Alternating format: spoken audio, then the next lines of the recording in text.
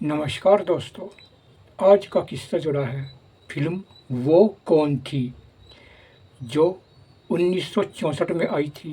यह एक suspense film है जो आपने कई बार देखी होगी। चलो आइए बताते हैं इस फिल्म की कहानी क्या है। इसका निर्देशन राज खोसला ने किया है और ये फिल्म साधना और राज खोसला की सस्पेंस तिकड़ी की पहली फिल्म थी।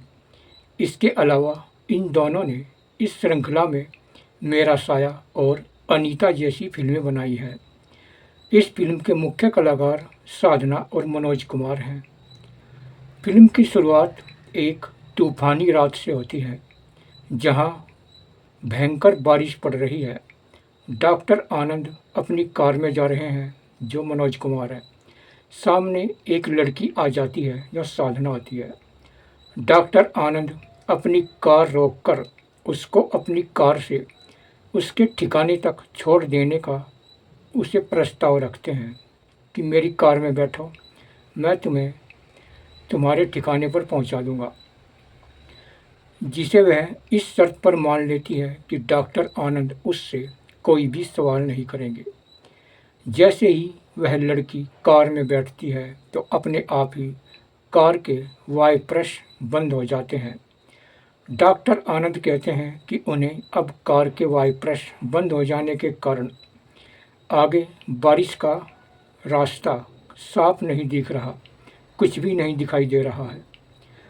तो वह लड़की कहती है कि उसे आगे का रास्ता साफ दिखाई दे रहा है और वह डॉक्टर आनंद को गड्ढों से बचाती हुई आगे लेकर चलती है।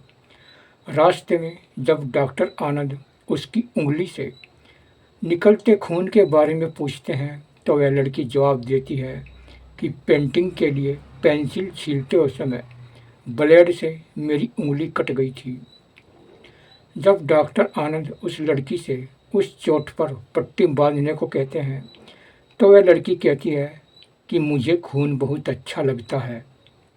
अचानक कार एक वीरान जगह पर आकर रुक जाती है और वह लड़की डॉक्टर आनंद को रुकने को कहती है और कब्रिस्तान के सामने कार रुक जाती है।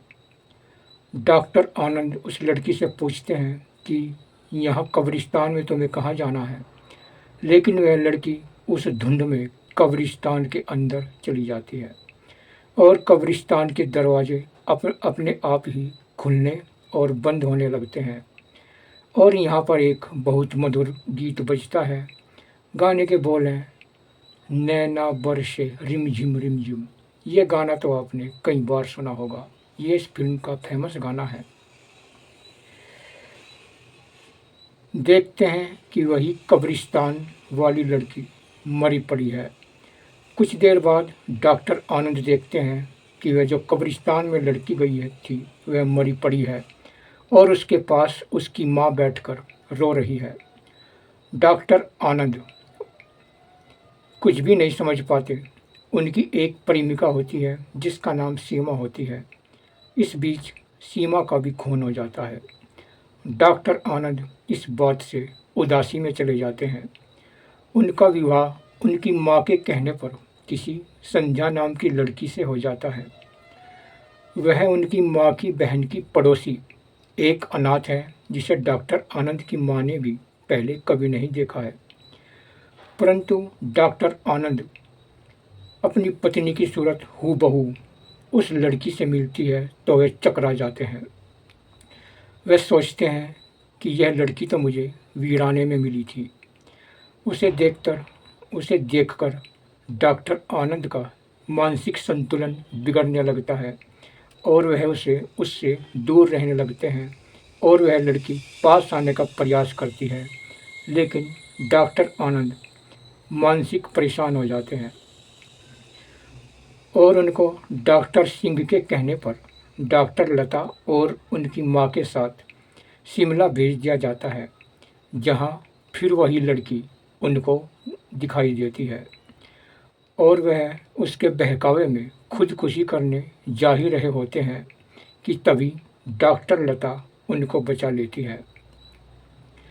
वापस आकर डॉक्टर आनंद अस्पताल में भर्ती हो जाते हैं, लेकिन एक दिन वही लड़की उनको बहलाकर उसी हवेली के छज्जे तक लेकर चली जाती है। लेकिन वहाँ तभी उसकी हमशक्ल आ जाती है और डॉक्टर आनंद को आगाह कर देती है। दोनों हमशक्लों को देखकर डॉक्टर आनंद चकरा जाते हैं।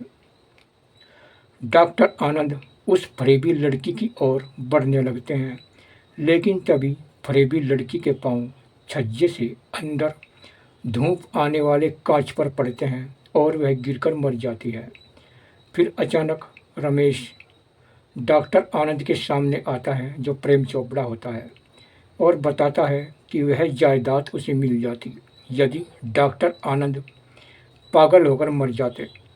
रमेश डॉक्टर आनंद को बताता है कि उसी ने सीमा का खून करवाया था, क्योंकि वह चाहता था कि डॉक्टर आनंद का विवाह उसी संदिग्ध लड़की से संपन्न हो, ताकि हम उसकी तरकीब कामयाब हो जाए और मुझे तुम्हारी दौलत मिल जाए।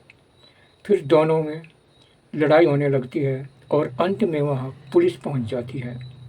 पुलिस के अफसर डॉक्टर आनंद को बताते हैं कि संध्या की एक जुड़वा बहन भी थी, जिसका पता संध्या को भी नहीं था, लेकिन रमेश को पता था, क्योंकि संध्या के बचपन में ही उसके माँ बाप अलग हो गए थे। संध्या अपने पिता के साथ और उसकी जुड़वा उसकी माँ के साथ रहने लगे। जुड़वा जो लड़की थी वह गलत आदतों में पड़ गई और वह रमेश के चंगुल में आकर गलत काम करने लगी थी, और अंत में डॉक्टर आनंद और संध्या का मिलन हो जाता है और जो फरेबी लड़की होती है उसकी मौत हो जाती है। और इस तरह कहानी का अंत होता है। और ये फिल्म बहुत ही खतरनाक सस्पेंस में थी। मनोज कुमार यही सोचते रहते हैं कि जिससे मेरी शादी हुई है वह लड़की ही चुड़ैल है जो मुझे वीराने में मिली थी, लेकिन जिनसे उनकी शादी होती है वह लड़की बहुत ही सीधी सादी होती है। ये सब चाल प्रेम चोपड़ा की होती है कि मनोज कुमार का संतुलन खराब हो जाए, उसका दिमाग चल जाए और वह खुदकुशी कर ले और फिर सारी दौलत हमारी हो जाएगी। मगर उनकी यह चाल कभी कामयाब नहीं होती। और इस तरह फिल्म एक बहुत ही डरावनी भी कह सकते हैं और सस्पेंस भी। इस फिल्म के मुख्य कलाकार हैं साधना, मनोज कुमार, परवीन चौधरी, के.एन. सिंह, राज मेहरा, रतनमाला, मोहन चोटी, हेलन, प्रेम चोपड़ा, पॉल शर्मा, सतीश, प्रकाश और इंदिरा बंसल। और इस फिल्म के सभी गाने बेहद सुपरहिट रहे थे और ये गाने बहुत ही अच्छे थे।